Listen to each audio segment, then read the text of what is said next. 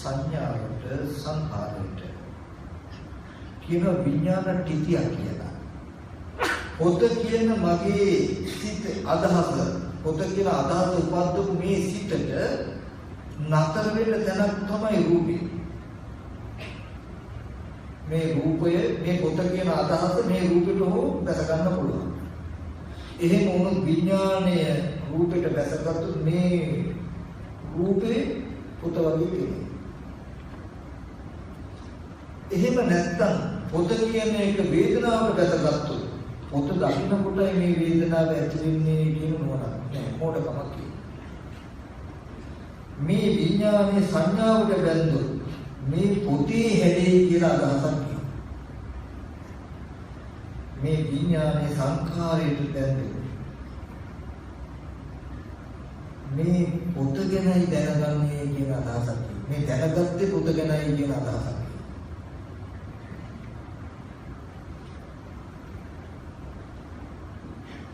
ඒකයි අනාථපිණ්ඩිකෝවාද සූත්‍රයේදී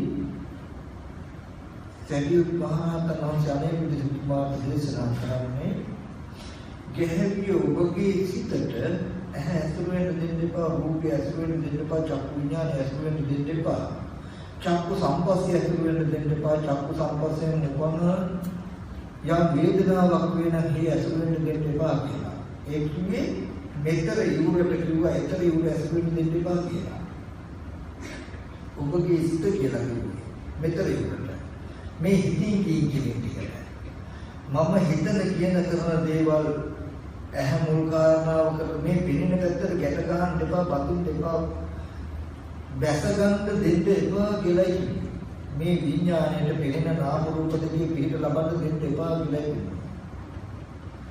පිළින නාම රූප දෙක නිසා විඥානය නිසා නාම රූප නිසා සලආයතන තපස් වේදනා කියන මොකක්ද කරන්නේ එතකොට ශබ්දයත් එහෙමයි ශබ්දය කියන්නේ ඊතරිය උඩ සත්‍ය ආරම්භය මොනවා මාර්ගයක් හිතනවනම් කියනවා කරනවා ඊතරිය තමන් හිතන කියන කරන දෙයට මේ විපාක නාම රූප දෙක ගැට ගැහෙන්න දෙන්න එපා කියන එකයි මේ විඥාණයට සිතට ඒ කියන්නේ ඕගොල්ලෝ හැමෝටම අපි හැමෝටම හිතන්න කියන්න කරන්න පුළුවන් ටිකට කියනවා විඥාන සිත කියලා. අවිද්‍යාව ප්‍රත්‍ය වුණොත් ඕක තමයි කර්ම සිත කියලා කියන්නේ. කර්ම සිත කියලා කියන්නේ. ඔය විඥානය පෙනෙන නාම රූප දෙක බලාගෙන පෙනෙන පැත්ත බලාගෙන හිතුවොත් කිව්වොත් කළොත් කර්මයි. පෙනෙන දේ නිසා හිතන්න කියන්න කරන්න පුළුවන් සිත් උපදින්න පුළුවන්. හැබැයි උපදින සිත අපෙන්න දෙයට අයිති වෙන්න බෑ. ඇහෙන දේ ආරම්භය හිතෙන්න පුළුවන්. හිතෙන දේ ඇහෙන දෙයට බඳින්න එපා. මම කියන දේ ඔයගලන්ට තේරෙනවද? මේ ආයතන ටික නිසා තේනීම ඇහිම නිසා හිතන්න කියන්න කරන්න පුළුවන්කම් ආවෝ හිතන්න කියන්න කරන්න පුළුවන් ටික ආපහු ආයතන ටිකට බඳින්න එපා. තමන්ගේ මනස සිත ස්පර්ශ ආයතන 6 නිසාම උපදිනවා. නමුත් ස්පර්ශ ආයතන 6ට ආපහු ගැස ගන්නෑ. ලෝකේ කියලා කියන්නේ ස්පර්ශ ආයතන 6 පරිහරණය කරනවා. රූපය, ශබ්දය, ගන්ධය, රසය, ස්පර්ශය, ධර්මාරම්මන කියන්නේ. මෙන්න මේ බාහිර ආයතන ටික පරිහරණය කරන තැනටයි ලෝකේ කියලා කියන්නේ.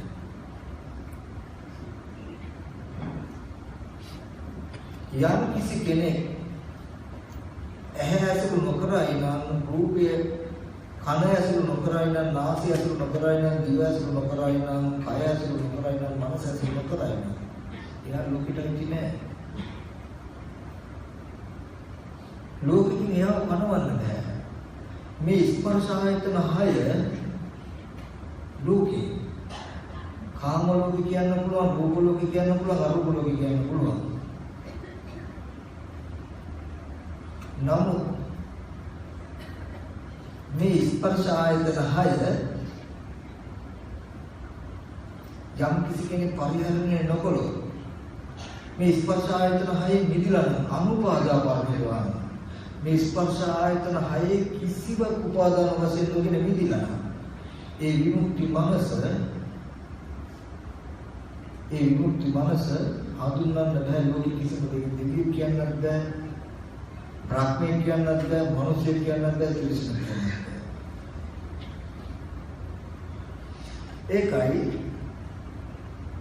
කම්ම නිරෝධය කියලා කියන්නේ මොකක්ද හොඳට බලන්න ඊගාවට කම්ම නිරෝධය කියලා කියන්නේ මොකක්ද කාය කම්මස්ස වචී කම්මස්ස මනෝ කම්මස්ස නිරෝධ විමුක්ති කුසති මුත උත්තරයක් හම්බෙනවා කාය කම්ම වචී කම්ම මනෝ කර්මයන්ගේ නිරෝධී විමුක්තිය ස්පර්ශ කරයින් නම් එයා මෙන්න මේකට කර්ම නිරෝධී විමුක්තිය කියන්නේ මොකක්ද විමුක්ති තුනක් තියෙනවා විමුක්ති ගොඩාක් තියෙනවා නමුත් ආර්ය විමුක්තිය කියලා කියන්නේ මේ ශාස්ත්‍රයට අයිති විමුක්තිය කියලා කියන්නේ අනිමිත්ත ශුන්‍යත අපනිත කියලා චේතෝ විමුක්ති තුනක් තියෙනවා ආර්ය විමුක්ති සහ අනාර්ය විමුක්තිය කියලා විමුක්තිය බෙදනවා ආර්ය විමුක්තිය කියලා කියන්නේ අනිමිත්ත ශුන්‍යත අපනිත කියන මෙන්න මේ තුන් විමුක්තිය මේ ඉතින් කිවි නොකොල එයාට හම් වෙන මොකක්ද අනිමිත්ත සුද්ධිත ආත්මනිත කියන මේ විමුක්තිය ස්පර්ශ කරන්න පුළුවන් හොඳයි පෙනෙන දේ ගමු අපි ඇත්තටම අරම එදා උපමාවක් කළේ ගඩොල් වැලි සිමෙන්තියෙන් කළ බිත්තියක චිත්‍රයක් අඳිනවා ගඩොල් වැලි සිමෙන්තියෙන් කළ බිත්තිය සත්‍ය පුද්ගලයේද නැහැ අපුම කඩෙන් පාට් ටිකක් ගෙනල්ලා පින්සල් ගෙනල්ලා චිත්‍රයක් අඳිනවා චිත්‍ර කෙනෙක්ද ඒ චිත්‍ර කියන හැඩේ දකින්නකොට අපිට මිනිස්සෙක් කියන අදහස එනවා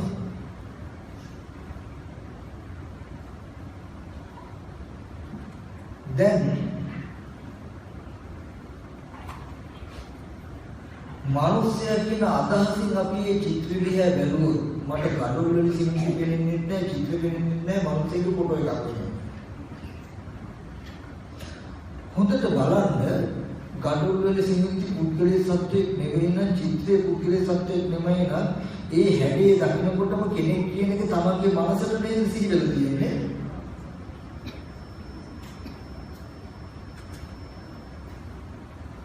තමන්ගේ මනසට සිහිවෙලා තියෙන්නේ අපි මෙහෙම කිව්වොත් ගඩොල් වල සිමෙන්ති සහ පෙනෙන චිත්‍රය පුරාණ කර්මය නම් කෙනෙක් කියලා පුද්ගලයෙක් කියලා හිතෙන ගතිය නව කර්මන. දැන් මගේ හිතේ තියෙන මේ කෙනෙක් පුද්ගලයෙක් කියනකම මෙතන උඩ කියන දේ එතන උඩට බැඳුන. කෙනෙක් පුද්ගලයෙක් කියලා හිතෙන ගතිය මම අර ගඩොල් වල සිමෙන්තියෙන් කළ චිත්‍රයේ පැත්තට ගැට ගැව්වොත් මට චිත්‍රෙ පේන්නේ ගඩොල් වල පේන්නේ නැහැ කෙනෙක් කියලා පේන්නේ. ඒ වගේ ගඩොල් වල සිමෙන්තියෙන් කළ තාත් ඒ වගේ කෙස්ලොම් නියද ධම්මස්නහරෙන් කළ මේ විත්‍ය අසු කරගෙන මම මේ හැඩේ දකිනකොට කෙනෙක් කියලා අදහස් දෙනවා. මගේ මේ කෙනා කියන අදහස මේ රූපෙට පතිත වුණාම මට මේ රූපී කෙස්ලොම් නියද ධම්මස් දෙන්නේ නැහැ. හැඩසටහන් වෙන්නේ නැහැ කෙනෙක් වයි වෙන්නේ. දැන් සත්ව පුද්ගලයා අපිට හම්බ වෙනවා. අසුඤ්ඤයි සත්පුද්ගල භාවය. දැන් කොහොමද අපි ශුන්‍යතාවය ස්පර්ශ කරන්නේ? කම්ම නිරෝධයෙන් ශුන්‍යතාවය ස්පර්ශ කරන්න පුළුවන්. ගඩොල් වල සිමෙන්තියෙන් කළ චිත්‍රය දකිනකොට අපි දැක්ක හොඳට ගඩොල් වල සිමෙන්ති චිත්‍රය. කෙනෙක් කියලා මට නේද හිතෙන්නේ. පෙනෙන දේ පෙනීමක් විතරයි. ඒ පෙනෙන දේ කෙනෙක් පුද්ගලයෙක් කියන හැඟීම මා තුළ නේද ඉදිරිය තියෙන මේක මනෝකර්මයක් නේද කියලා හඳුනාගත්තොත් ඕගලන්ට බලන්න බාහිරයේ සත්පුද්ගල ආත්ම භාවයෙන් ශුන්‍ය ධර්මතාවයක් හම් වෙන්නේ නැද්ද කියන්නේ? අපි කියමු මේ පෙනෙන දේ නිත්‍ය සිත්තමත් පෙනීමක් විතරයි. පෙනෙන දේ ආරම්භය හිතන්න කියන්න කරන්න බෑ. හිතනවා නම් කියනවා නම් කරනවා නම් මේ හැම දෙයක්ම මනස පිළිබඳ වූවක්මයි කියලා නුවණක් ආවා. මොකද පෙනෙන දේ ආරම්භය එක විදිහට හිතන්න පුළුවන්. නේද? එක විදිහට හිතන්න පුළුවන් කියන්නේ හිතන දේ පෙනෙන දේ මිදලා හින්දා. අපි හිතන කියන කරන දේ අපේ මනස පිළිබඳවයි කියලා දැක්කොත් පෙනෙන රූප ආයතනයේ පැත්තේ බලන්න අපිට නිමිති නැති වෙයි. අනිමිත්තයි. පෙනෙන රූප ආයතනයේ පැත්තේ සත්පුද්ගල ආත්ම කිසිවක් හම්බ වෙන්නේ නැති වෙයි. ශුන්‍යයි. පෙනෙන රූප ආයතනය ඇතුළේ ප්‍රාර්ථනා කරන කිසිම ද්‍රව්‍යයක් හම්බ වෙන්නේ නැති අප්‍රමේයයි. මේ ස්පර්ශ ආයතන හයේ ශුන්‍යතාවය ස්පර්ශ කරන්න පුළුවන් ඕගොල්ලන්ට. මේ හිතන කියන කරන දේ මේ ස්පර්ශ ආයතන හයට බැඳෙන්නේ නැත්තම් හිතන කියන කරන දේ ස්පර්ශ ආයතන හයට බැඳෙන්නේ නැත්තම් ස්පර්ශ ආයතන හයේ ශුන්‍යතාවය අනිමිත්ත බව අප්‍රනිහිත බව. අනිමිත්ත බව මොකේද? අප්‍රනිහිත බව මොකේද? ශුන්‍යතාවය මොකේද? ස්පර්ශ ආයතන. ශුන්‍යෝගාමී. මේ ස්පර්ශ ආයතන හයේ ශුන්‍යතාවය. ලෝකයයි ශුන්‍යයි. ලෝකයේ කියන්නේ මේ ස්පර්ශ ආයතන හය. මෙන්න මේ ස්පර්ශ ආයතන හයේ ශුන්‍යතාවය අත්විඳින්න පුළුවන්. හිතන කියන කරන්නේ තමන්ගේ මේ ස්පර්ශ ආයතන හයට ගැටෙන්නේ නැත්තම් බැඳෙන්නේ නැත්තම්. ඒකයි කාය කම්මස වචී කම්මස මනෝ කම්මස නිරෝධය කියන කුසල මේ ස්පර්ශ. එයා නව කර්ම දැක් පුරාණ කර්ම දැක්කා. මේ අරමුණ හිතන කියන කරන දේ පෙනෙන දේ හිතන කියන කරන දේ කර්ම නව කර්ම කියලා දැක්කා. හිතන කියන කරන දේ පෙනෙන දේට ගැට නොගහ පෙනෙන ටික පෙනෙන පැත්ත අනිමිත්ත ශුන්‍යත අප්‍රණීත කියන ශුන්‍යතාවයෙන් දැකලා හිතන කියන කරන දේ මේ පැත්තයි කියලා දැක්කොත් මේකයි කර්ම නිරෝධය කියලා දැක්කනම් අය මේ වාදී වට්ටම් කොමක් කම්ම නිරෝධ ගාමිනී ප්‍රතිපදාව දැන් සම්මාදිට්ඨිය ගන්න කර්ම නිරෝධ ගාමිනී ප්‍රතිපදාව වෙනවා. එයා මේ මාර්ගය හැටියට සම්මාදිට්ඨියේ හැටියට කරන්නේ මොකද්ද? පුරාණ කර්මයට නාම කර්ම ගැට ගැහෙන්නේ විදිහට කටයුතු කරනවා. ඒ දර්ශනය ගන්න අමාරු නම් ඕක පුරවන්න තමයි සම්පූර්ණ තියෙන්නේ. මම ඒක එතෙන්ට කියලා දෙන්න. නමුත් ඉස්සෙල්ලාම අනුමානෙට මම කියන්න හදන මේ කතාව මොකද කියන එක තේරෙනවද? මට තේරෙන්නේ නැහැ. එක දෙයක් මට තේරෙන්නේ. ස්පර්ශ ආයතන හය පරිහරණය කරන ස්පර්ශ ආයතන හය පරිහරණය කරන දුකෙන් මිදෙන්නේ දුක සමුදය මිදෙන්නේ. ස්පර්ශ ආයතන හයමයි දුක. ස්පර්ශ ආයතන හය ඇතුළේ යමෙක් ඉන්නවනේ එයා දුක ඇතුළේ ඉන්නවා. ස්පර්ශ ආයතන හයෙන් නැඹුරු වෙච්ච බවක් තියෙන එයා දුක සමුදයේ ඉන්නවා. යම් කිසි කෙනෙක් මේ ස්පර්ශ ආයතන හයෙන් වෙන්ුනේ නම් එයා දුක විඳිච්ච කෙනෙක්. රහතන් වහන්සේ නමක් ඇරෙන්න මොන දකින්නේ මේ ස්පර්ශ ආයතන හයේම ජීවත් වෙන ස්පර්ශ ආයතන හයෙන් මිදලා ස්පර්ශ ආයතන හය පරිහරණය කරන්න නැහැ. ඇස් ඉදිරිපිටට රූපේ මහා පර්වතයක් කුලකින් හෙල්ලෙන්නේ නැහැ වගේ. එනින අරමුණේ ජීවිතය හුරුලන්නවත් නැහැ. ඒ පෙනෙන දේ විතරයි. පෙනෙන දේ විතරයි. කන ඉදිරියට ශබ්දේ ඒ ඇහෙන ශබ්දේ මේ ජීවිතේ උල්ලන්නවත් නැහැ. හොඳට මතක තබා ගන්න. ඇස් ඉදිරියට ආවේ රූපයක් විතරයි. මොන විදිහට හොල්ලන්න පුළුවන්කම කියන එක අපිට හම්බුනේ ඒ රූපය ඇත්ත නොදන්නා කම නිසා අපේ මනසේ ඇති වෙන gati මතයි. කෙනෙක්ව ඒ රූපය හඳ කැමැත්තෙන් හොල්ලන්න පුළුවන්. කෙනෙක්ව අකමැත්තෙන් හොල්ලන්න පුළුවන්. කෙනෙක්ව මෝඩකම හොල්ලන්න පුළුවන්. කැමැත්ත අකමැත්ත මෝඩකම කියන gati ටික රූපේ ආවේ නැහැ. අවිද්‍යාවෙන් හටගත්ත මගේ විතරේ එකයි තිබුණේ. කෙනෙකුට අවිද්‍යාව නිරෝධන කැමැත්ත අකමැත්ත මෝහය කියන ධර්මතා තුන මනසේ තියෙනවා.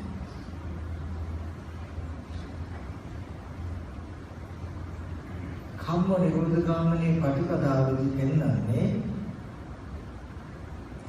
තමන් හිතන කියන කරන දේ පෙනෙන රූපෙට බඳින්න එපා. පෙනෙන ශබ්දෙට, ඇහෙන ශබ්දෙට, දැනෙන ගඳ සුවඳට, දැනෙන රසට, දැනෙන ස්පර්ශයට, සිතට ධර්මාරම්භයට ගැට ගන්න එපා. ඔයගලන්ට ඕනේ නම් ගිහිල්ලා බලන්න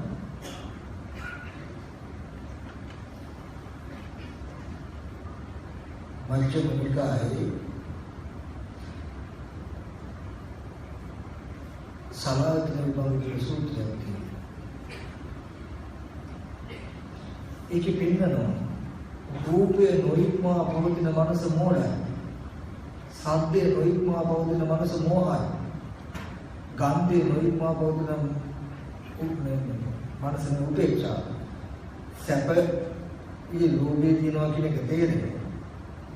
සැපසහගත අරමුණේ ලෝභය ඇති වෙනවා. දුක් සහගත අරමුණේ පටිඝය ඇති වෙනවා. උපේක්ෂාවේ මෝහය. එන්නනවා මෝහ සහගත උපේක්ෂාව හඳුනගන්නේ කොහොමද? ඇහැ පරිහරණය කරනකොට රූපේ නොඉක්මවා පවතින උපේක්ෂාව මෝහය. කන පරිහරණය කරනකොට ශබ්දයේ නොඉක්මවා පවතින. ශබ්දයට අනුගත වෙලා පවතිනවනම් මේ උපේක්ෂාව මෝහය. ගන්ධේ මෝහ උපේක්ෂාවේ මෝහය කියනවා කියන්නේ මොකද්ද? එයා ගඳ සුවඳ තුල තාම ඉන්නවා නම් ඒ උපේක්ෂාව ගඳ සුවඳ හම්බ වෙලා හම්බ වෙන ගඳ සුවඳ ඇලෙන්නේ. ඇලෙන්නේ නැති නිසා ලෝභය නැහැ, ගැටෙන්නේ නැති නිසා ද්වේෂය නැහැ. නමුත් ගඳ සුවඳ තියෙනවා කියන එකේ මෝහය. මොකක්ද මොනකම තියෙන්නේ? රසයේ නොඉක්මවා පවතින උපේක්ෂාව මෝහය. ස්පර්ශයේ නොඉක්මවා පවතින උපේක්ෂාව මෝහය. මොකද මෙතන ඉවුරේ ඉඳන් ගෙතර ඉවුරට අත දික් කරගෙන ඉන්නකම මොඩකම. මේක මාත් හිතන කියන කරන දේ විතර මිසක එතරට අයිති නෑ කියලා නොදන්නා කමයි. බාහිර රූපයක් දකින්න කියලා බලන එකම මගේ හිත මෙතර ඉවුරේ ඉඳලා මෙතර ඉවුරට දික් වෙලා නැද්ද මගේ මනස? හැරෙන්නේ නැද්ද එහෙට? එහෙම විතර ගිහිල්ලා තියෙන්නේ. මම මතක් කළේ ඕගලන්ට එතදීපේ කියන එකේ සැබෑ தත්ත්වයේ තේරිච්ච දවසට අපිට මේ තණ්හාව කියන්නේ නිදෙන්නේ. මෙතරේ උරේ ඉන්න අපි කවදාවත් මෙතරේ උරේ සැප දුක් විඳලා නැහැ කියන එක තේරුම් විදිහ හැම සැප දුක්ක්ම මෙතරේ උරේ නිසා කියලා තේරුම්.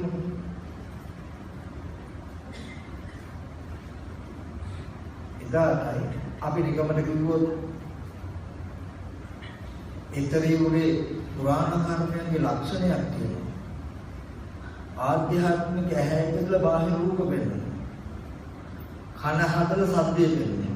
ඇහැ හැදෙන්නම රූප වෙනවා. පුරාණ කර්මයෙන් පුළුවන් ඔච්චර. වෙන වේදනාවක් දෙන්න බෑ. කන හැදුවෙම ශබ්දයක් අස්සයි.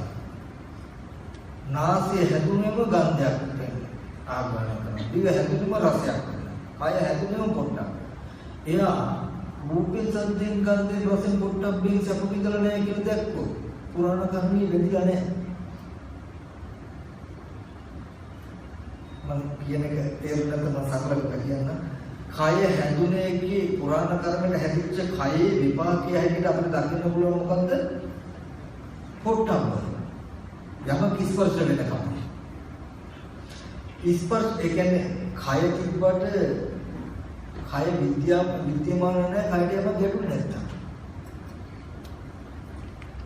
ඇහැ තිබුණට ඇහැ දන්නේ අපි රූප නැත්තම්.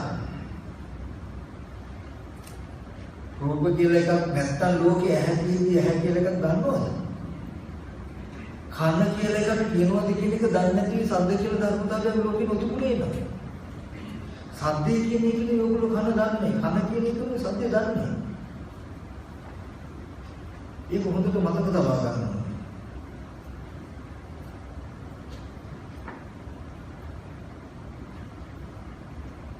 කයි ස්වභාවයේ තමයි කයි විපාකයේ තමයි පොට්ටබ්බය ගෙනත් දෙන්නේ. පොට්ටබ්බෙන් සබුදු පිළිඳා ඕගොල්ලෝ පුරාණ කර්මයට බැඳලා ඉන්නේ කර්ම රැස් කරගෙන ඉන්නේ. පොට්ටබ්බෙන් සබුදු පිළිඳේ නැත්තම් ඕගොල්ලෝ පුරාණ කර්මයට බැඳලා නැහැ. මම අර තේරෙනවට උපමාවක් කිව්වොත් දැන් පුරාණ කර්මෙත් කය හැදුනේ. හැදිච්ච කයට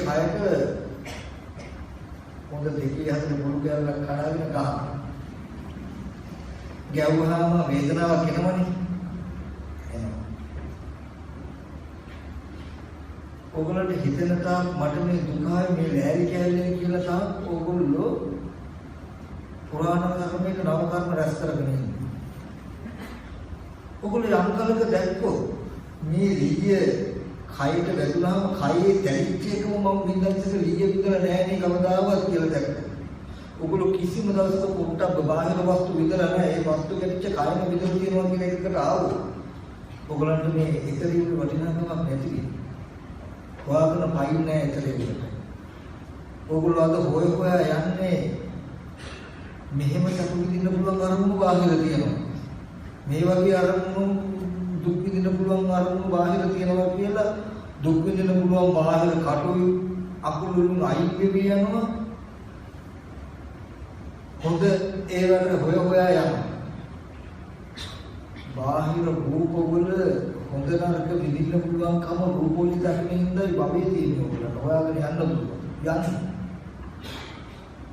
ඔයගොල්ලෝ දැක්කොත් ගියාට පස්සේද ඒ වස්තු විඳින්න ඒ වස්තුව කයට ගැටුනහම ඒ කයේ දැනෙච්චකම මම විඳිනවා මිසක මේ ලිය දැනෙච්ච කයම විඳලා තියෙනවා මිසක ලිය විඳලා නැහැ කියන එක දැක්කොත් හිතනවා නෙමෙයි දැක්කොත් ඕගොල්ලන්ට තණ්හාව කිදීද බාහිර වස්තුව වල බයක් කීද දුක් වේදනාව වෙනවා කියලා ඕගොල්ලන්ට බය එන්නේ කය ගැන මේ කය හින්දානේ දුකයි සැපයි දෙකේ කියලා කාය සංපස්සජ වේදනාව වෙනවා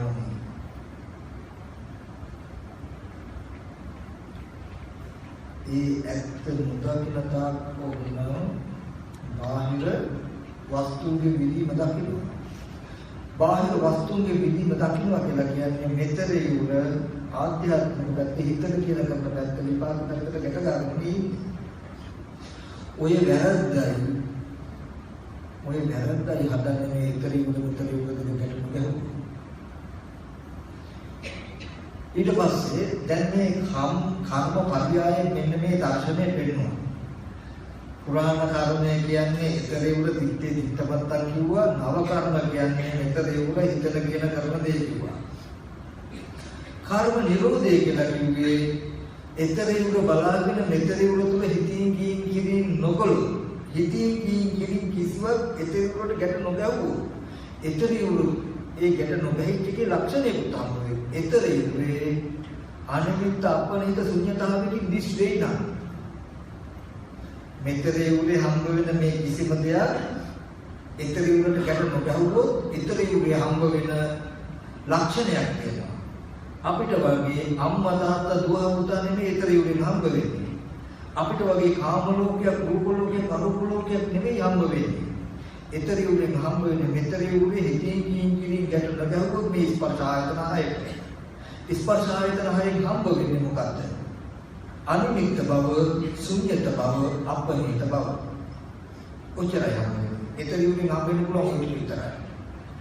ඒ අනිමිත්ත බව, ඒ අපනිත බව, ඒ ශුන්‍යතාවය නැති වෙලා තියෙන්නේ ඒ ස්පර්ශ ආයතන හයට බාහිර ඊතරි උනට මෙතර ඉන්නේ හිතන කියන කරන දේවල් ගැට ගහපු නිසායි ගැට ගැහිච්ච නිසායි කියන කාරණා තේරුම් ගන්න ඕනේ. එහෙනම් කම්ම නිරෝධය, කම්ම නිරෝධස්ස විමුක්ති කුසති කියලා කිව්වේ කම්ම නිරෝධේ මම හිතන කියන කරන දේ මේ විපාක ටිකේ නොයදුනොත් හිතන දේ හිතීමෙන් පස්සේ කියන දේ කියමින් පස්සේ කරන දේ කියමින් පස්සේ නිරුද්ධ වුණොත් මේකට ගැට නොගහ. ගැට ගැහෙන්නේ නැත්තම් නිරුද්ධ වෙනවා. හඳුන ගන්න නිරෝධී ලක්ෂණය මොකක්ද? ස්පර්ශ ආයතන හය තුල හම්බ වෙයි අපිට මොකද්ද? අනිමිත්ත බව, ශුන්‍යත බව, අපනිත බව. අදෝගලන් මේ ස්පර්ශ ආයතන හය තුල හම්බ වෙන්නේ මොකද්ද? කාම ලෝක. ඒ කියන්නේ කාම ලෝක කියන්නේ අම්මා, අප්පච්චි, දුව, පුතා, ගෙවල්, දොරවල්, යාන වාහන, ඉඩකඩ, මිල මුදල් අදෝගලන්ට හම්බ වෙන්නේ. හොඳට මතක තබා ගන්න. ස්පර්ශ ආයතන හයේ අම්මා තාත්තා දුව පුතා ගෙවල් දොරවල් යාන වාහන ඉඩකඩ මිල මුදල් ටික දීලා තියෙන්නේ අවිද්‍යාව තුළ සිද්ධ වෙන කෙනෙක්. අවිද්‍යාව පත්‍ය සංකාර. අවිද්‍යාවෙන් උපන්න සංස්කාරය විපාක නාම රූප දෙක මත පදිත වෙලා යෝගල මේ ලෝකේ හදාගෙන තියෙන්නේ. ඒකයි බුදුරජාණන් වහන්සේ දේශනා කරන්නේ. ඒකයි බුදුරජාණන් වහන්සේ පෙන්වන්න ඕනෙකම තියෙන්නේ. දුක උපද්දවාගෙන දුක් විඳින තරම් වල අවාසනාවන්ත වෙලා කියන එක පෙන්වන්නයි බුදුරජාණන් වහන්සේ කියන්නේ. තියෙන දුකකට දුක් විඳිනවා නම් ඒක විඳින්න වෙනවා. නමුත් දුක හදාගන්න දුක් විඳින්නේ ඒක නැති කරන්න පුළුවන්. අවිද්‍යාව නැති කරලා මේ දුක නැති කරන්න පුළුවන් කියන දේ පෙන්වන්නයි බුදුරජාණන් වහන්සේ ලෝකෙ පහළ වෙන්නේ. ඉතින් මේ විපාක නාම රූප දෙක පුරාණ කර්මෙන් හටගත්ත ඒ ස්පර්ශ ආයතන හය ලෝකයේ කියන ධර්මතාවයක් නිර්මාණය කරලා තියෙන්නේ මගේ අවිද්‍යාවයෙන් හටගන්න මේ සංස්කාරය කියන පවිත්‍රය. ඒකට ක්‍රමයක් තියෙනවා මේ පටිච්චසමුප්පාදයේ ලෝකයේ හැදිච්ච හැටි පටිච්චසමුප්පාදයෙන් පෙන්නන්නේ. ඊට පස්සේ ওই දර්ශනය පෙන්නලා සම්මා දිට්ඨිය හැටියට පෙන්නන්නේ මොකද්ද?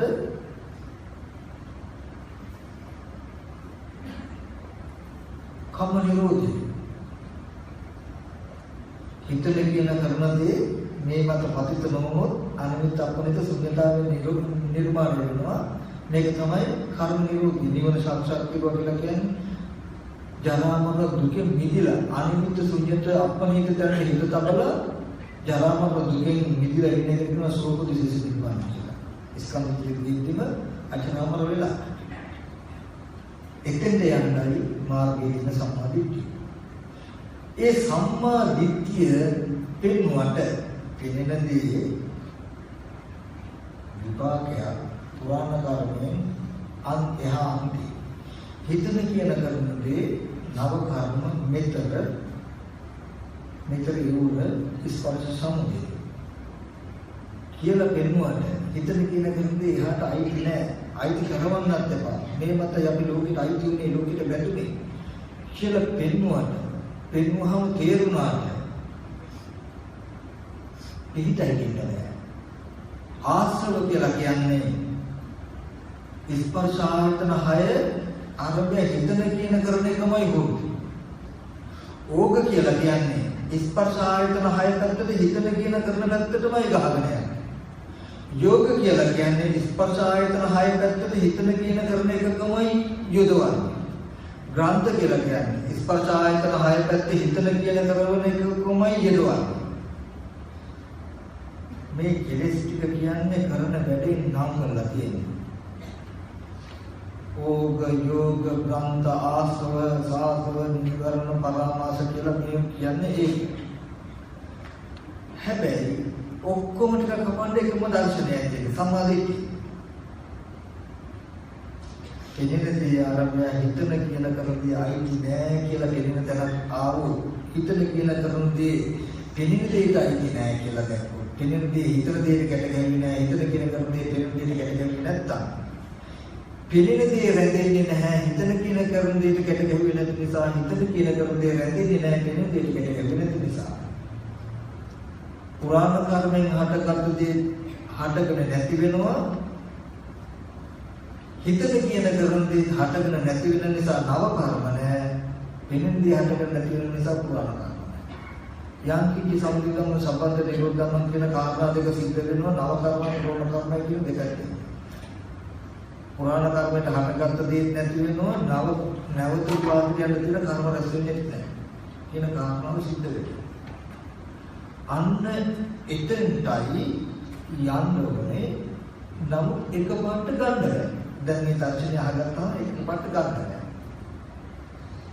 අහගත්ත දර්ශනය කියන තැනට ජීවිතයේ ගෙනියන්නයි සතිපට්ඨාන දෙන්නේ ඒකායනෝ අයම්මික්කවේ මග්ගෝ සත්තාන විසුද්ධිය සෝක පරිද්දවාන සම්තික්කමාය දුක්ඛ දෝමනසාන මත්තංගමාය ඥායස අභිගමය නිබ්බානස සච්චිකිතේ යදිදං චත්තාරෝ සතිපට්ඨාන සත්‍යයන්ගේ පිරිසිදු බව ඇති වෙන්නත් හැඬීම් වැළපීම් නැති කරන්නත් ඉක්මවන්න දුක් දුම්නස් නැති කරන්නත් මාර්ගඵල ලබන්නත් නිවන සාක්ෂාත් කළ දෙන්න සතිපට්ඨාන උච්චක දර්ශනයක් කියලා උගන්වලා දීලා ඊට පස්සේ දැන් ඇත්තට මේක ගැඹුරුයි සමහර කෙනෙකුට අහුවත් තේරෙන්නේ නැහැ නමුත් බුදුජානක වහන්සේ ඊට පස්සේ සරල ක්‍රමයක් දෙනවා කෙටි ක්‍රමයක් දෙනවා හරියට ඒක කළොත් ඒ සතිපට්ඨානය හරියට ඉගෙනකට සතිපට්ඨානය වඩන එක විතරයි ඔයගලන්ට කරන්න තියෙන්නේ.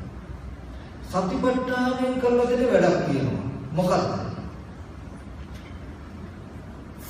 කෙනාගේ පිළිසිදු බවත් ඇති කරලා දුක්ඛ දෝමනසාන අර්ථංගම කායික දුක මානසික දුක නැති කරලා හැඬීම් වැළපීම් ඉක්මවලා මාර්ගඵලත් ලබන මේ කිව්ව දර්ශනියත් අරගෙන දීලා අර විමුක්තියක් සාක්ෂාත් කළා නිවනත් සාක්ෂාත් කළා දෙනවා ඒ ටික ඔක්කොම කළා දෙන කාටද සතිපට්ඨානයට ඔගොල්ලෝ සතිපට්ඨානය වඩන්න හැබැයි සතිපට්ඨානය වඩන්න ඕනේ සම්මාදිට්ඨිය නම් සම්මාදිට්ඨියදී අපිට හම්බ වුණානේ වෙනෙනදී පුරාණ කර්ම හිතන කියන දේදී නව කර්ම නව කර්ම හිතන කියන කර්මදී දෙලෙන දෙයට පතිත උමතුනේ කර්ම රැස් වෙන්නේ කියලා අපි කියමු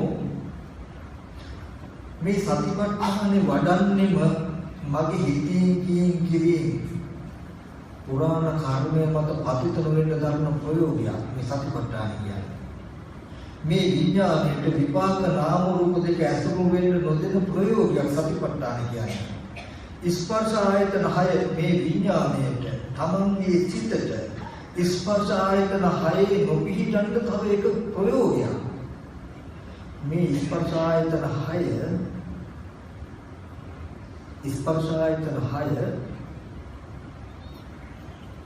IT ලෝකෙට මේ ස්පර්ශ ආයතන 6 IT මායාවේ විශේෂත්වය මේ සතිපට්ඨානේ වඩන්නේ මායයට අවු නොවී ඉන්න සකුණා කියලා සූත්‍රයක් එහෙම තියෙන හොඳට බලන්න හැබැයි හොඳට ඒක හිතාගන්න අපිට හිතාගන්න පුළුවන් දැන් අද අනුමෝන්නේ ඕගොල්ලෝ ඉන්න තැන ඕගොල්ලන්ගේ හැට පෙනෙනව නේද?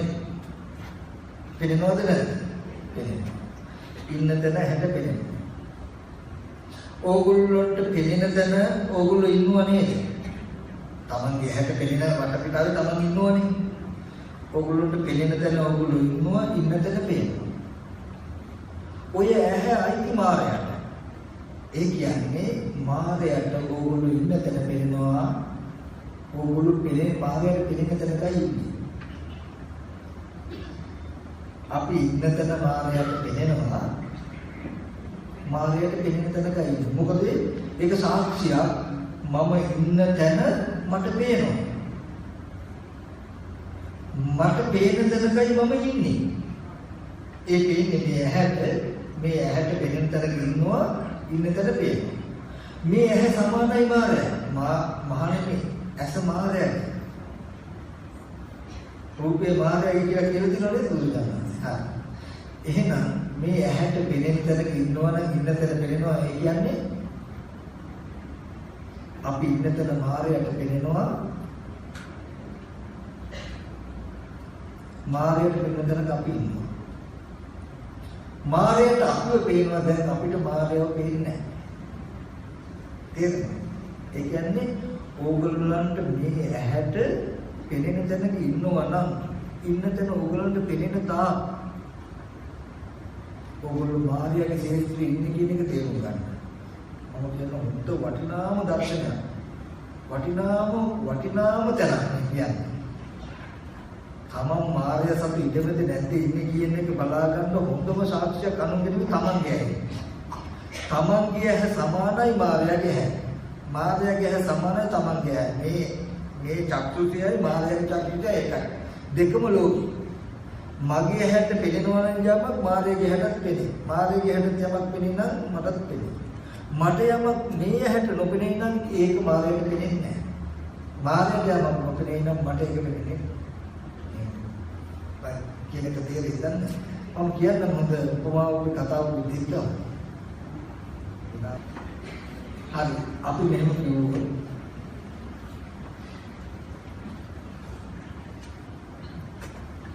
මේ ඉදිරියෙන් තියෙන ගඩොල් වලින් කරපු පිටිය. දැන් අපි කියමු අපේ පිටිය පේනවා කියලා. පහු කාලෙදී ඔය පිටියේ නොයෙක් විදිහේ සායන් උදව් කරගෙන පිටියේ එක දශම මාත්‍රයක්වත් විවරයක් නොතියා ලස්සන චිත්‍රයක් පිටියේ වැහෙන්නම ඇඳලා අපි දැන් ඉස්සලා ගඩොල් වලින් කළ පිටිය මේ පහු කාලෙදී මේ පිටියේ එකම චූටි සිදුරක්වත් විවරයක්වත් නොතියා සම්පූර්ණ වැහෙන්නම පිරෙන්නම චිත්‍රයක් ඇඳලා දැන් ඇහින් බැලුව චිත්‍රය පේනවද නැද්ද? පේනවා. දැන් පිටිය පේනවද? නැහැ. පිටිය පේන්නේ නැහැ මොකද? චිත්‍රයට වැහිලා නිසා. චිත්‍රේ පේනවා මොකද පිටියට පිටින් තියෙන නිසා. හොඳයි.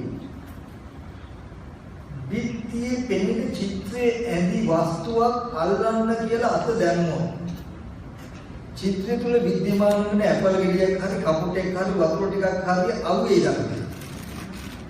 එහෙනම් අත හැපෙන්නේ කොහෙද? පිටියේ. දැන් අත ගිහිල්ලා හැපෙනවා පිටියේ චිත්‍ර අහුවෙනවද නැහැ. ඇහෙන් බැලුවම චිත්‍රය පේනවා පිටිය අහුවෙනවද නැහැ. ඇහෙන් බැලුවම චිත්‍රය පේනවා පිටිය පේන්නේ නැහැ. ඇල්ලුවොත්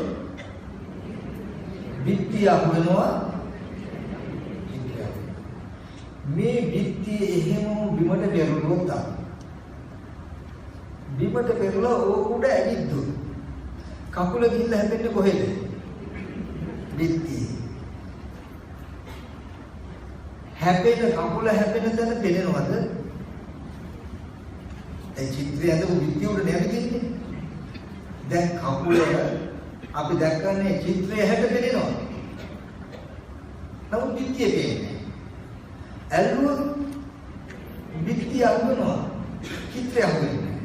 හොඳයි අතින් ඇල්ලපු එකයි පය වදින එකයි වෙනස්ද? පිටිය පෙරලලා පිටිය උඩ ඇවිදින්න ගියොත් කකුල ගිහිල්ලා හැපෙනවා. දැන් චිත්‍රයේ ඇඳපු චිත්‍රයේ තියෙන ඇපල් ගෙඩිය වල වතුර පොළවල් වලට කකුල හැපෙilla තියෙන්නේ. එහෙනම් කකුල වදින්නේ කොහෙද? පිටිය. දැන් කකුල හැපෙන දේ ඔයගොල්ලන්ට පේනවද? නෑ. ඔයගොල්ලන්ට පේන්නේ චිත්‍රේ නේද? පේන්නේ චිත්‍රේ අඩිය කියන්නේ පිටිය. උත්තරයක් ලැබිලා තියෙනවා. ඇවිදින තැන දෙන්නේ නැහැ, දෙන තැන ඇවිදලා නැහැ කියන්නේ. ඕගොල්ලන්ගේ ඔය හැට අපේ මේ හැටම අපි ඇවිදින තැන දෙන්නේ නැත්නම් දෙන තැන ඇවිදින්න බැයි නම් මායයට තමයි ඇවිදින තැන දෙන්නේ නැහැ, දෙන තැන ඇවිදින්න. සතිපට්ඨාන වඩනවා නම් මායයට අහු වෙන්නේ නැහැ කියලා කියන්නේ ඔන්න ඔය දර්ශනයට අනුව අපි අහු වෙන්නේ. අද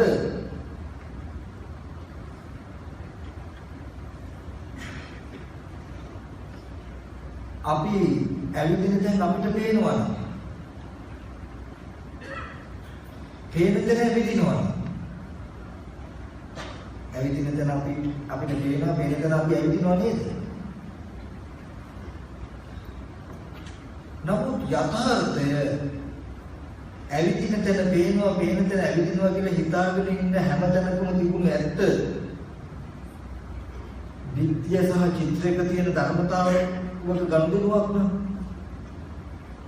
අපි හිතපු කිසිම තැනක් දැකලා නැත්නම් දකින්න කිසිම තැනක ඉඳලා නැත්නම් අපි පය ගහලා ඉන්නේ පටවියේ නම් පෙනෙන්නේ චිත්‍රයක් නෑ. පෙනෙන කිසිම තැනක අපි ඉඳලා නැත්නම් ඉන්න තැන පේන්නේ නැත්නම් තමන්ට තමන්ව හොයාගන්න බැහැ ඉන්නේ. ඒ මේ පෙනෙන තැන මේ පෙනෙන මම පෙනෙන තැන නෑ. මමත් නෑ පෙනෙන දෙයක් නෑ. ඒ කියන්නේ පෙනෙන තැනක ඉන්නව නෙමෙයි නම් ඉන්න තැන පේන්නේ නැත්තම් මට මං කියලා පනව ගන්න බෑ. මේ ලෝකෝත්තර සම්මාදිට්ඨිය කියන එක දර්ශනයක් කියන්නේ තමන්ට තමන්වත් පනව ගන්න බැරි මට්ටමට යන්නේ දර්ශනේ ඒ තරම් දියුණු විදියට. අපි මේ බුදුහාමුදුරගේ ධර්මයේ ශාසනයක හුරුතල් වෙනවා කියලා මම හිතන්නේ. මේ ශාසනයේ ඉච්ඡිත දියුණු දර්ශනය. ඒ කියන්නේ පුද්ගල භාවයකින් කියෝ ඉන්න බෑ නියම මේ දර්ශනය ආවම. ඒ දර්ශනයටමයි පුද්ගල භාවය නැති. අපි අද මේ හොඳට මේ දර්ශනය ඉගෙන ගන්න තව පුද්ගලෙ බිහි වෙලානේ.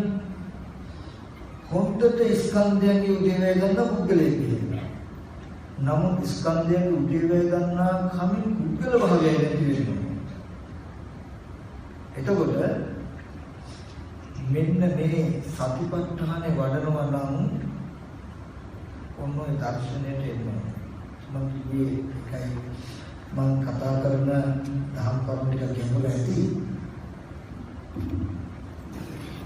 එතකොට ඇත්තටම සතිපට්ඨාන භාවනාව යොදනවා දේශනාවලේ මහායානයේ සතිපට්ඨානේ යම් කිසි කෙනෙක් අවුරුදු 7ක් වඩනවා නම් 6ක් මෙහෙම කියලා එකමනේ පැත්තකින් දැදේවා යම් කිසි කෙනෙක් දින 7ක් වඩන්නේ නම් කියලා දේශනා කළේ ඒ තරම් තීව්‍ර දර්ශනයක් තියෙන මේ සතිපට්ඨාන.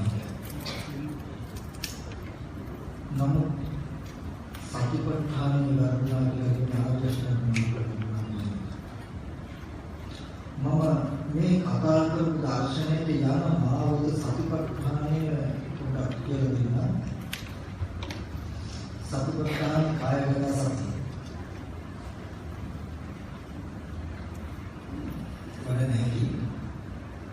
ඇත්තටම මේ සම්මා දිට්ඨියෙන් අනුග්‍රහය ලැබපු සම්මා වායාම සතිය කාරණාවක් වෙනවා. ඒ වායාම සතියක සම්මා දිට්ඨිය අනුග්‍රහය නොලැබු ඒ වෑයම සිය කොහාට ඇවිත් කියන එක වෙනවද දන්නේ. වායාම සතිය කියන අංග ටික ලෝකෝත්තර විතරක් නෙවෙයි යෙදෙන්නේ. ලෝකෙ තුල කුසලයේ කියන පැත්තකට දෙනවා.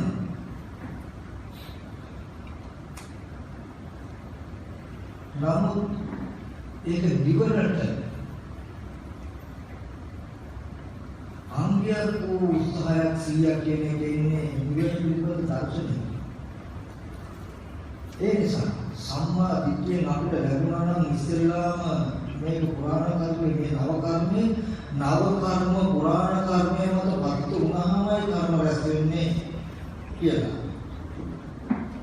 කර්ම නිරෝධයෙන් විමුක්තිය ස්පර්ශ කරන්න පුළුවන් නම් මගේ සිතින් කිරින් මේ ස්පර්ශ ආයතන හය මත පතිත නොවුනොත් ඒකමයි කර්ම නිරෝධ ගාමී ප්‍රතිපදාව කියලා කියනවා. අන්නේ සම්මා දිට්ඨියේ දර්ශනේ සාක්ෂාත් කරන්නයි කායගත සතිය කියන්නේ. හැම වෙලාවෙම තමන්ගේ මනසේ තියෙන අවිද්‍යාව ප්‍රත්‍යයෙන් හටගන්න සංස්කාරයන්ට අවිද්‍යාවෙන් ලබන ආශ්‍රවයට ඉඩ නොතබන එකයි සතිපට්ඨානය කරන්නේ. ඒ අර්ථය බලාගෙන සතිපට්ඨානය වඩන්නේ ඒ අර්ථය නොවඩා ඒ අර්ථය නොදැක මොනතරම් කොහොම කොටස් බැලුවා කිව්වත් ධාතු කොටස් වශයෙන් බෙදුවා කිව්වත් අර්ථය වෙන්නේ නැහැ. උදාහරණයක් හැටියට මම කිව්වොත් ගඩොල් වල සිමෙන්තියෙන් කළ විත්තියක චිත්‍රයක් දකිනකොට මට මිනිස්සෙක් කියන අදහසක් එනවා. දැන් මම අහගෙන තියෙනවා එතන චිත්‍රේ මිනිසයා කියන අදහස මගේ මනසේ තියෙනවා. මගේ මනසේ තියෙන මේ ගතිය චිත්‍රයට පදිතු වුණාම මට බාහිර චිත්‍රයේ සත්‍ය පුද්ගලයෙක් කියලා දැක්මට එනවා. එදාට චිත්‍රය වෙනස් වෙනකොට බාහිර රූපය වෙනස් වෙනකොට සත්‍යයක් ලෙඩ වුණා සත්‍යයක් මරුණා සත්‍යයක් මහලු වුණා කියලා රූපයේ දිරීම කෙනෙකුගේ පුද්ගලයෙක් දිරීම ඇතිවෙන මට දුක් විඳින්න වෙනවා. එයා දුක දන්නවා දුකට හේතුවක් දන්නවා. මගේ මනසේ තියෙන ගතිය මේ රූපෙට පදිත නොවුනොත් ඒක රූපේ දිරන බව මිසක කෙනෙකුගේ මහලු බව වෙන්නේ නැහැ. ඒකක් දන්නවා. එහෙනම් සතිපට්ඨානය කරන්නේ මොකද්ද? අපි නිකමට කිව්වොත්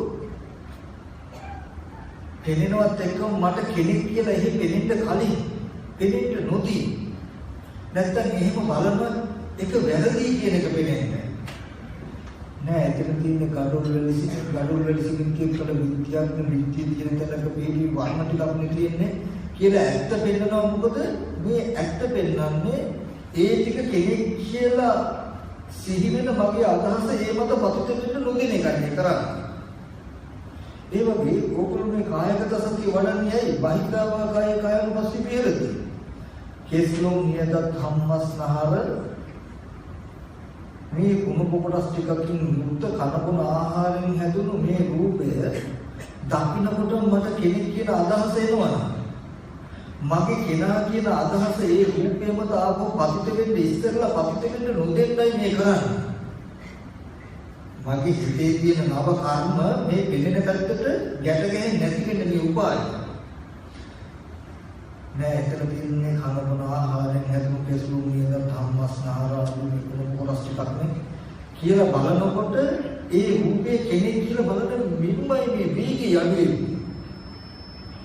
තමන්ගේ මනසෙන් බාහිර රූපයට නැමෙන්න තියෙන ගතිය අපි නිකම්මද කියමු ගඩොල් වල සිමෙන්තියෙන් කළ විද්‍යාව ඒ කියනකු චිත්‍රයට අපි ස්කන්ධ කියලා කිව්වොත් රූපස්කන්ධය කියලා කිව්වොත් ඒක දකින්නකොට පුද්ගලයේ කෙනෙක් කියලා සිහි වෙන පුද්ගලයේ කෙනෙක් කියලා සිහි වෙන ගතියට උපාදානය කියලා කිව්වොත් අත්වාද උපාදානය කියලා කිව්වොත් මොකද ඔය ගතිය එන්න බලන්න පත්තර කඩදාසියක තිබුණත් මට කඩදාසියේ බින්ද ටික පෙනෙන්නේ නැහැ කෙනෙක් කියන අදහස තියෙනවා. ඔය හැඩේ වීඩියෝ කඩේක තිබුණත් දකින්නකොටම කෙනා කියන අදහස තියෙනවා. වීදුරුවක කන්නාඩියේ ඔය හැඩේ තිබුණත් දකින්නකොට කෙනා කියන අදහස තියෙනවා. කනබුන ආහාරයෙන් හැදුණු කුණු කොටස් ටික තියෙනකොට මේ හැඩේ දකින්නකොට කෙනෙක් කියන අදහස තියෙනවා. හොඳට පෙනෙනවා මේ හැඩේ දකින්නකොටම කෙනා කියන අදහස එනවනම් එහෙනම් මේ අදහස රූප වලටයි කියන්නේ. මොකද මේ රූපේ දකින්නකොට කෙනෙක් කියන පුද්ගලයෙක් කියන අදහස එනවා. ඔය හැඩේම පත්‍ර කඩදාසියක තිබ්බත් එනවා. වීඩියෝ කොටයක තිබ්බත් එනවා. වීදුරුවක් තිබ්බත් එනවා.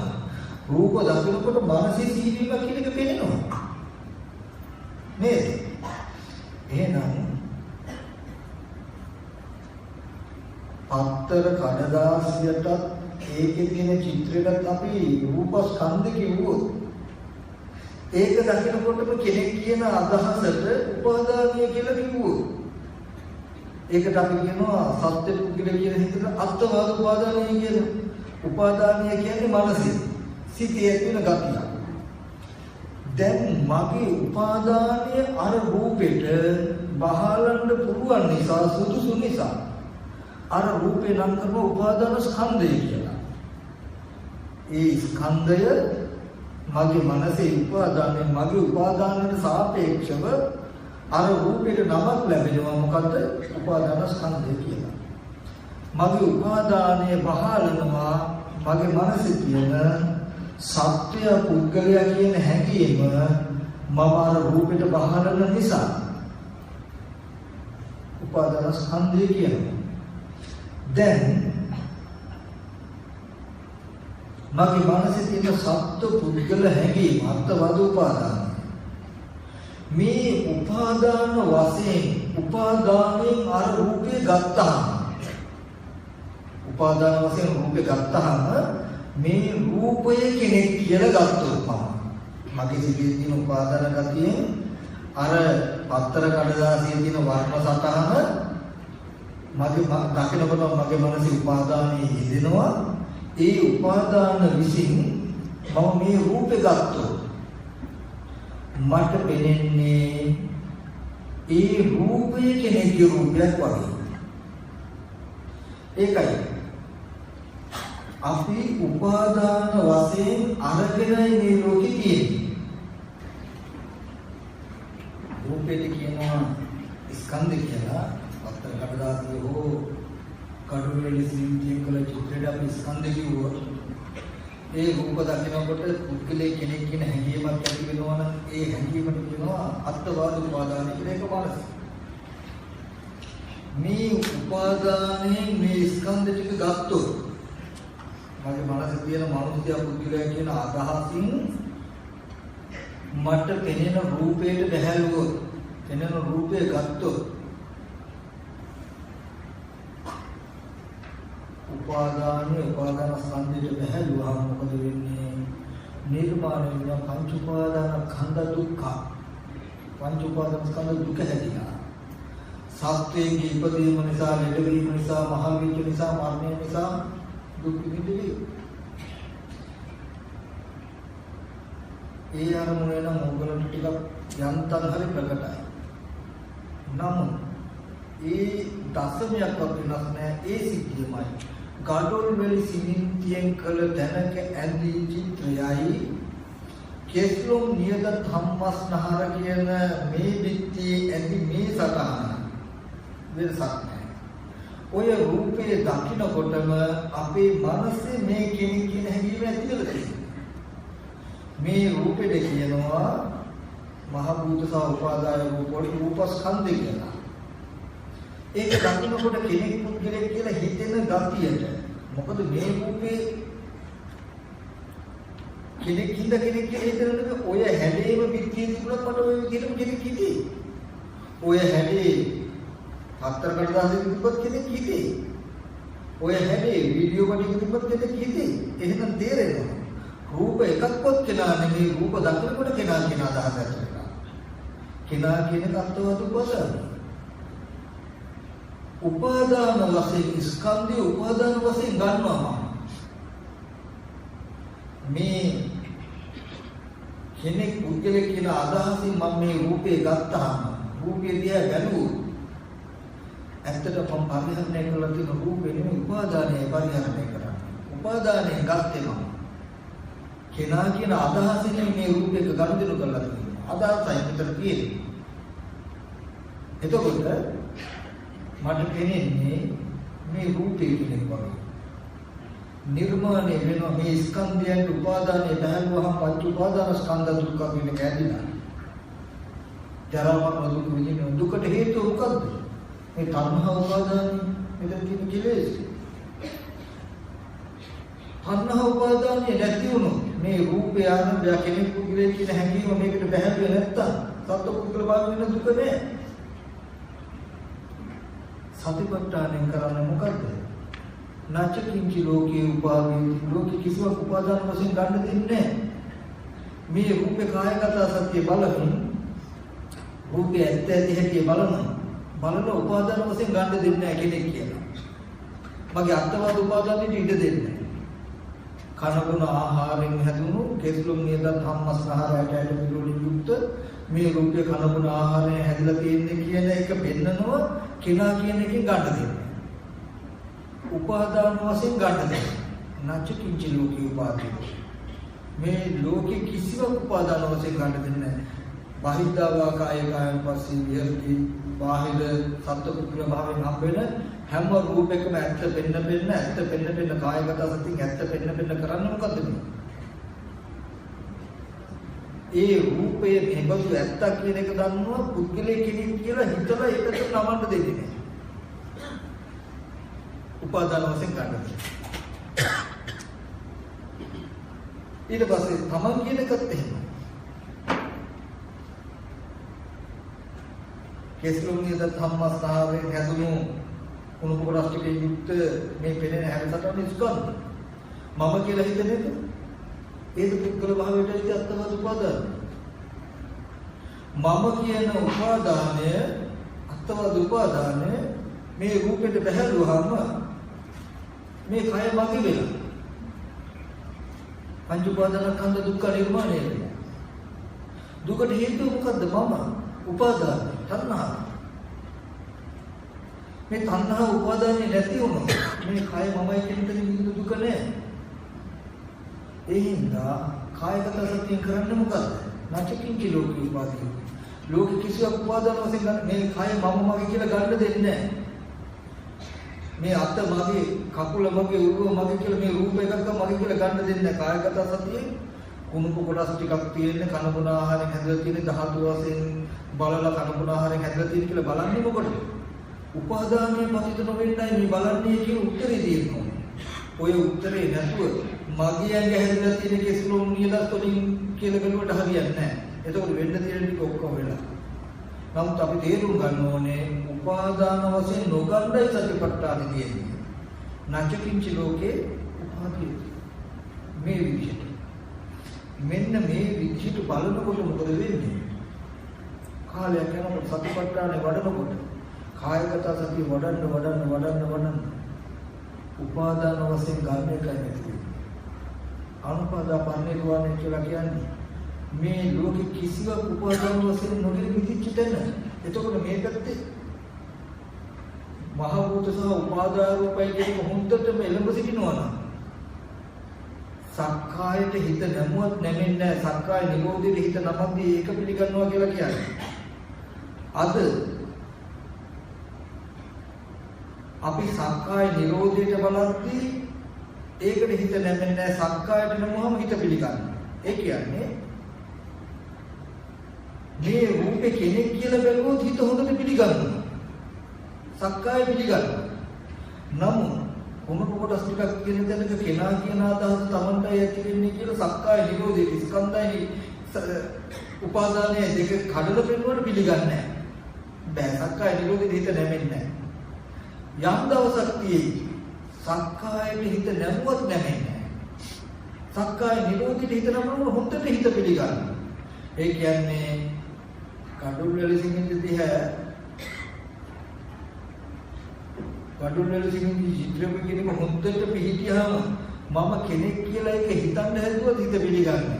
කඩුල් වල කෙනෙක් වෙන්නේ නෑමනේ කියන එක හිත බෑරගන්න. ඒක කෙනෙක් නෙමෙයිනේ කඩුල් වල සිංහින් කියන්නේ. කිව්වම හොඳට හිත පිළිගන්නවා. ඒ වගේ මොනම කොටස් ටිකක් තියෙන කනබුන ආහාරයෙන් හැදුණු රූපයක් මේක කෙනෙක් නෙමෙයිනේ කිව්වා.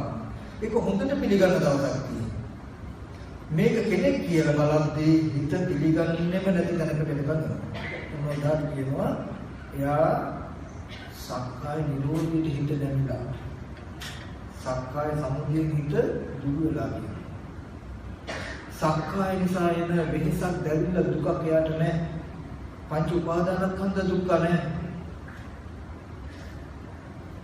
ඉතින් ආපු උත්තර ටිකමයි මේ කර්ම පරියාය කියන දෙයක් තමයි එන්නේ. සතිපට්ඨානය කරන්නේ පුරාණ කර්මයේ පැත්තේ ඇත්ත බල ඇත්ත පෙන්වන්නේ. කෙස්ලොම් නියත ධම්මස් කියලා කනබුන ආහාරයෙන් හැදෙන කියලා පෙන්වන්නේ නව කර්ම ඊට බැහැ ගන්න එක වළක්වනවා. මෙතන මෙහෙම ඇත්තක් නම් තියෙන්නේ මම කෙනෙක් කියලා හිතුවත් කෙනෙක් වෙන්නේ නැහැ. යම් දවසක් තියෙනවා හිත සමාධි වුණාම හිතට කියන ගැටලුව ඇතිවෙන්නේ නැහැ. ඒකයි සම්මා දිට්ඨිය දැනගෙන සතිපට්ඨානයේ තියෙන සම්මා දිට්ඨියට එන්නම. ඔය ඇත්ත දන්නේ නැතුව අපි සතිපට්ඨානෙ වැඩුවා කියලා කවදාවත් ආශ්‍රයයක් වෙන්නේ නැහැ.